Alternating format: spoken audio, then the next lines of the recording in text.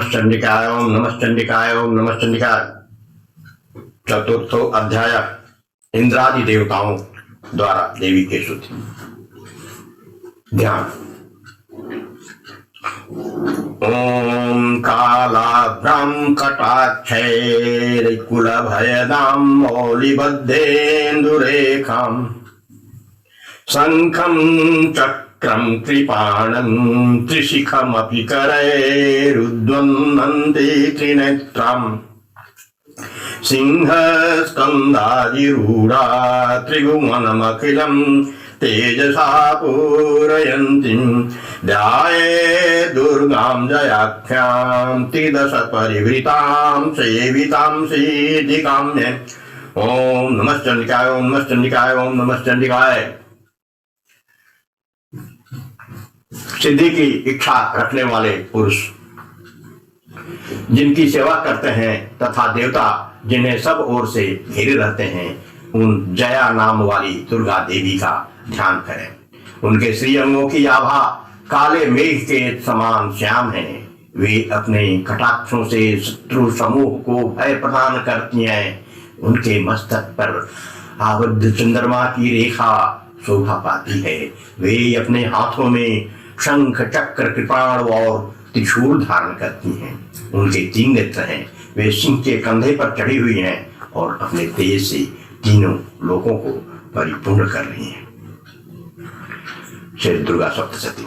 ऋषि कहते हैं, अत्यंत पराक्रमी दुरात्मा महिषासुर तथा उसकी दैत्य सेना के देवी के हाथ से मारे जाने पर इंद्र आदि देवता प्रणाम के लिए गर्दन और कंधे झुकाकर उन भगवती दुर्गा का उत्तम वचनों द्वारा स्तवन करने लगे।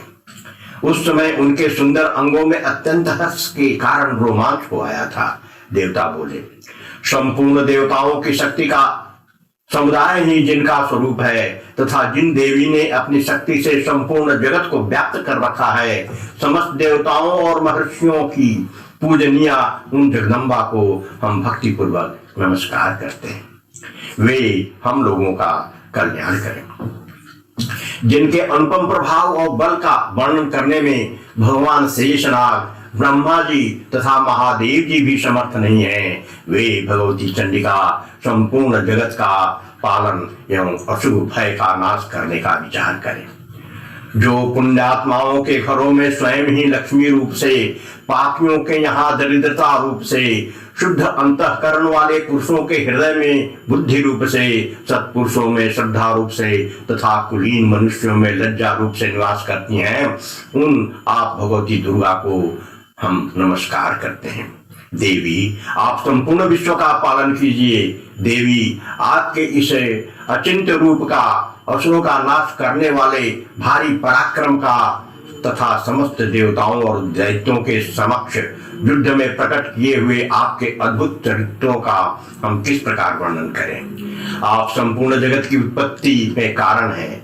आप में सत्वगुण, रजोगुण और तमोगुण, ये तीनों गुण मौजूद हैं, तो भी दोषों के साथ आपका संसर्ग नहीं जान पड़ता। भगवान विष्णु और महादेव जी आदि देवता भी आपका पार नहीं पाते।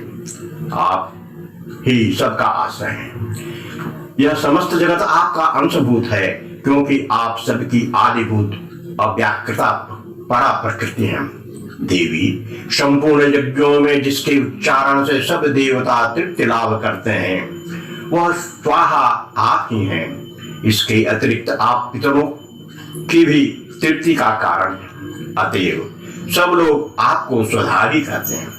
देवी, जो मोक्ष की प्राप्ति का साधन है, अचिंत महाव्रत स्वरूपा है, समस्त दोषों से रहित, जितेंद्रिय, तत्व को ही सार वस्तु मानने वाले तथा मोक्ष की अभिलाषा रखने वाले मुनिजन जिसका अभ्यास करते हैं, वह भगवती पराविद्या आप ही हैं।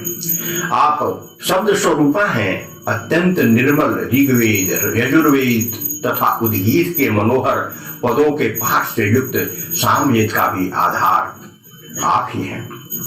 आप देवी त्रयी, तीनों वेद और भगवती 6 ऐश्वर्यों से युक्त हैं। इस विश्व की उत्पत्ति एवं पालन के लिए आप ही वार्ता, खेती एवं आजीविका के रूप में प्रकट हुई हैं। आप संपूर्ण जगत की घोर पीड़ा का नाश करने वाली देवी, जिससे समस्त शास्त्रों के सार का ज्ञान होता है, वह मेधा शक्ति आप ही हैं। दुर्गम भवसागर से पार उतारने वाली नौका रूप दुर्गा देवी भी आप ही हैं।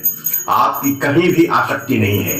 कैटभ के शत्रु भगवान विष्णु के वक्षस्थल में एकमात्र निवास करने वाली भगवती लक्ष्मी तथा भगवान चंद्रशेखर द्वारा सम्मानित गौरी देवी भी आप ही हैं।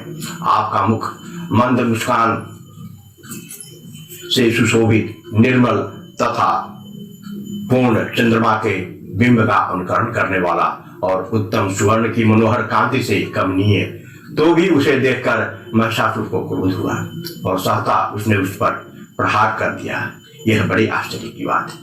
देवी, वही मुख जब क्रोध से युक्त होने पर उदय काल के चंद्रमा की भांति लाल और तनी हुई भवों के कारण विकराल हो उठा, तब उसे देखकर जो महिषासुर के प्राण तुरंत नहीं निकल गए, वह उससे भी बढ़कर आश्चर्य की बात है, क्योंकि क्रोध में भरे हुए यमराज को देखकर भला कौन जीवित रह सकता है।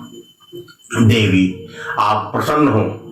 परमात्मा स्वरूपा, आपके प्रसन्न होने पर जगत का अभ्युदय होता है और क्रोध में भर जाने पर आप तत्काल ही कितने कुलों का सर्वनाश कर डालती हैं। यह बात अभी अनुभव में आई है, क्योंकि महिषासुर की यह विशाल सेना क्षण भर में आपके कोप से नष्ट हो गई है। सदा अभ्युदय प्रदान करने वाली आप, जिन पर प्रसन्न रहती हैं, वे ही देश में सम्मानित हैं। उन्हीं को धन और यश की प्राप्ति होती है। उन्हीं का धर्म कभी शिथिल नहीं होता तथा वे ही अपने हिष्ट पुष्ट स्त्री पुत्र और वृत्तों के साथ धन्य माने जाते हैं। देवी, आपकी ही कृपा से पुण्यात्मा पुरुष प्रतिदिन अत्यंत श्रद्धा पूर्वक सदा सब प्रकार के धर्मानुकूल कर्म करता है और उसके प्रभाव से स्वर्गलोक में जाता है। इसलिए आप तीनों लोकों में निश्चय ही मनोवांछित फल देने वाली हैं। माँ दुर्गे, आप स्मरण करने पर सब प्राणियों का भय हर लेती हैं और स्वस्थ पुरुषों द्वारा चिंतन करने पर उन्हें परम कल्याणमयी बुद्धि प्रदान करती हैं। दुख, दरिद्रता और भय हरने वाली देवी, आपके सिवा दूसरी कौन है जिसका चित्त सबका उपकार करने के लिए सदा ही दयार्द्र रहता। देवी, इन राक्षसों के मारने से संसार को सुख मिले तथा ये राक्षस चित काल तक नरक में रहने के लिए भले ही पाप करते रहे हों, इस समय संग्राम में मृत्यु को प्राप्त होकर स्वर्गलोक में जाएं, निश्चय ही यही सोचकर आप शत्रुओं का वध करती हैं। आप शत्रुओं पर शस्त्रों का प्रहार क्यों करती हैं? समस्त असुरों को दृष्टिपात मात्र से ही भस्म क्यों नहीं कर देती? इसमें एक रहस्य है। ये शत्रु भी हमारे शस्त्रों से पवित्र होकर उत्तम लोकों में जाएं। इस प्रकार उनके प्रति भी आपका विचार अत्यंत उत्तम रहता है। खड्ग के तेज पुंज की भयंकर दीप्ति से तथा आपके त्रिशूल के अग्रभाग की घनीभूत प्रभाव से टंजाकर जो असुरों की आंखें फूट नहीं गईं, उसमें कारण यही था कि वे मनोहर रश्मियों से युक्त चंद्रमा के समान आनंद प्रदान करने वाले आपके इस सुंदर मुख का दर्शन करते थे। देवी, आपका सिर दुराचारियों के बुरे बर्ताव को दूर करने वाला है। साथ ही यह रूप ऐसा है जो कभी चिंतन में भी नहीं आ सकता और जिसकी कभी दूसरों से तुलना भी नहीं हो सकती, तथा आपका बल और पराक्रम तो उन दैत्यों का भी नाश करने वाला है जो कभी देवताओं के पराक्रम को भी नष्ट कर चुके हैं। इस प्रकार आपने शत्रुओं पर भी अपनी दया ही प्रकट की है। वरदायिनी देवी, आपके इस पराक्रम की किसके पास तुलना हो सकती है तथा शत्रुओं को भय देने वाला एवं अत्यंत मनोहर रूप, ऐसा रूप भी आपके सिवा और कहाँ है? हृदय में कृपा और युद्ध में निष्ठुरता, ये दोनों बातें तीनों लोगों के भीतर केवल आप में ही देखी गई हैं। माता, आपके शत्रुओं का नाश, आपने शत्रुओं का नाश करके इस समस्त त्रिलोकी की रक्षा की है। उन शत्रुओं को भी युद्ध भूमि में मारकर स्वर्गलोक में पहुंचाया है तथा उन्मत्त दैत्यों से प्राप्त होने वाले हम लोगों के भय को भी दूर कर दिया है। आपको हमारा नमस्कार है। हे देवी, आप शूल से हमारी रक्षा करें। अम्बिके, आप खड्ग से हमारी रक्षा करें तथा घंटा की ध्वनि और धनुष की टंकार से भी हम लोगों की रक्षा करें। चंडिके, पूर्व, पश्चिम और दक्षिण दिशा में आप हमारी रक्षा करें तथा ईश्वरी अपने त्रिशूल को घुमाकर आप उत्तर दिशा में भी हमारी रक्षा करें।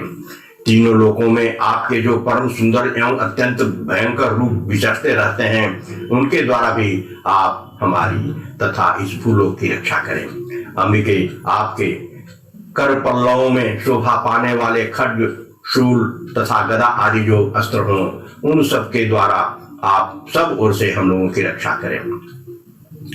ऋषि कहते हैं, इस प्रकार जब देवताओं ने जगन माता दुर्गा की स्तुति की और नंदन वन के दिव्य पुष्पों एवं गंध चंदन आदि के द्वारा उनका पूजन किया, फिर सबने मिलकर जब भक्ति पूर्वक दिव्य धूपों की सुगंध निवेदन की, तब देवी ने प्रसन्न होकर प्रणाम करते हुए सब देवताओं से कहा। देवी बोली, देवताओं, तुम सब लोग मुझसे जिस वस्तु की अभिलाषा रखते हो उसे मांगो। देवता बोले, भगवती ने हमारी सब इच्छा पूर्ण कर दी, अब कुछ भी बाकी नहीं है, क्योंकि हमारा यह शत्रु महिषासुर मारा गया। महेश्वरी, इतने पर भी यदि आप हमें और वर देना चाहती हैं तो हम जब जब आपका स्मरण करें तब तब आप दर्शन देकर हम लोगों के महान संकट दूर कर दिया करें तथा प्रसन्न मुखी अंबिके, जो मनुष्य इन स्तोत्रों द्वारा आपकी स्तुति करे उसे वित्त, समृद्धि और वैभव देने के साथ ही उसकी धन और स्त्री आदि संपत्ति को भी बढ़ाने के लिए आप सदा हम पर प्रसन्न रहें। ऋषि कहते हैं, राजन, देवताओं ने जब अपने तथा जगत के कल्याण के लिए भद्रकाली देवी को इस प्रकार प्रसन्न किया, तब वे तथास्तु कहकर वहीं अंतर्धान हो गए।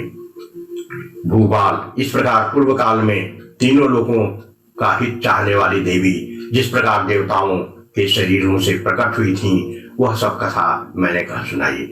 अब पुनः देवताओं का उपकार करने वाली वे देवी दुष्ट दैत्यों तथा शुंभ निशुंभ का वध करने एवं सब लोगों की रक्षा करने के लिए गौरी देवी के रूप में जिस प्रकार प्रकट हुई थी, वह सब प्रसंग मेरे मुख से सुनो, मैं उसका तुमसे यथावत वर्णन करता हूँ। इस प्रकार मार्कंडेय पुराण में सावर्णिक मनवंतर की कथा के अंतर्गत देवी महात्म्य में शक्रादि स्तुति नामक चौथा अध्याय।